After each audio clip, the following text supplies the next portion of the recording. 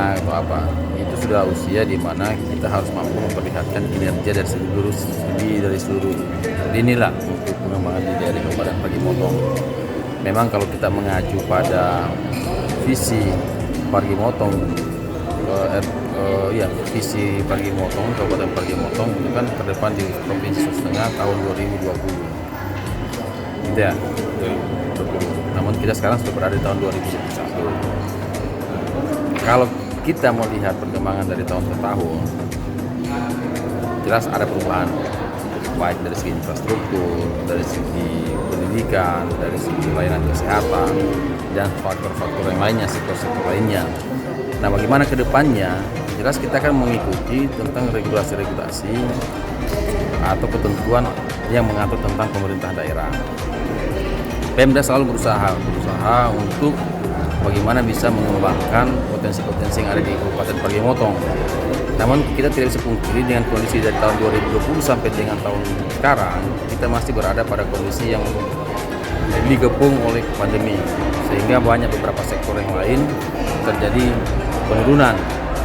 Namun di tahun kemarin kita juga sudah diperlihatkan bahwa salah satu penyumbang terhadap ketahanan daripada Kabupaten Provinsi Sulawesi Tengah adalah Parigi Motong, sehingga dianggap lalu tahun kemarin ya 2020 kita masih mampu bertahan dengan kondisi yang ada.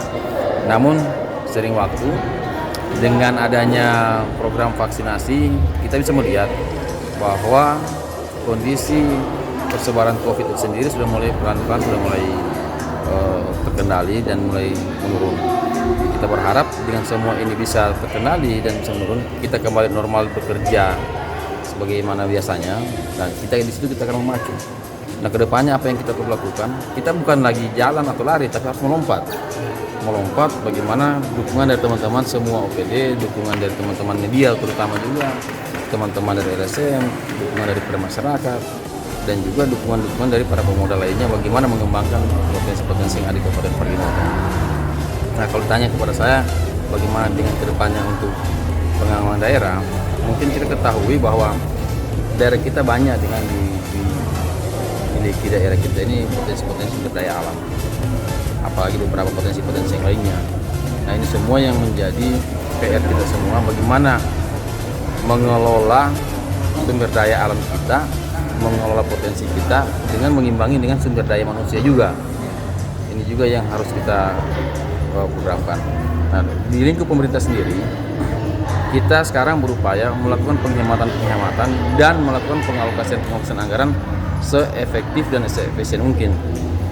Itu sebabnya di beberapa kesempatan kemarin saya mengundang teman-teman pada rapat bahwa kita mencoba melakukan penghematan dan mengalokasikan penganggaran yang lebih produktif, termasuk pembiayaan lainnya. Dan alhamdulillah ada beberapa yang jika kita laksanakan tahun ini itu bisa menekan pengeluaran kita yang cukup besar. Mungkin teman-teman tahu semua bahwa seperti listrik kita selama ini membiayai kurang lebih 10 miliar. Namun dari beberapa saran dan beberapa kebijakan yang dilakukan dan juga bagaimana perintah pimpinan bahwa coba tekan semaksimal mungkin pengeluaran dari sektor ini, terutama untuk bayar listrik, bisa dikurangi. Alhamdulillah kita sudah dapat solusi. Insya Allah kalau ini berjalan, dari puluhan miliar yang kita bayarkan tiap tahun, insya Allah kita bisa tekan sampai lebih daripada setengah dari pengeluaran tersebut. Nah, ini kan kita bisa lakukan, manfaatkan hal yang lain. Penerangan jalan juga itu kan bisa kita tahu dalam bagian listrik besar. Namun kalau ini kita lakukan untuk penekanan dan bisa kita menghemat pembiayaan untuk pembayar listrik, sisa anggaran yang selama ini berlebihan kita bayar itu bisa kita alihkan ke sektor yang lain, atau mungkin menambah penerangan jalan yang ada di tempat-tempat yang belum tersentuh. Kalau ditanya kapan, nah kita harus akui memang sekarang belum secara maksimal, tapi insya Allah kita kejar tahun ini harus terpenuhi. Nah, begitu juga sektor yang lain, pengeluaran cukup besar juga seperti di BPJS. Mungkin kita tahu semua bahwa ada 94.000 peserta yang dikembalikan ke daerah oleh BPJS untuk menjadi beban biaya Pemda. Ini cukup besar, dengan 94.000 itu bisa kita kalau membuat MOU kurang lebih 40 miliar. Nah, di sini kami sudah melakukan rapat dan ternyata dari data 94.000 itu sudah harus wajib diverifikasi dan validasi kembali.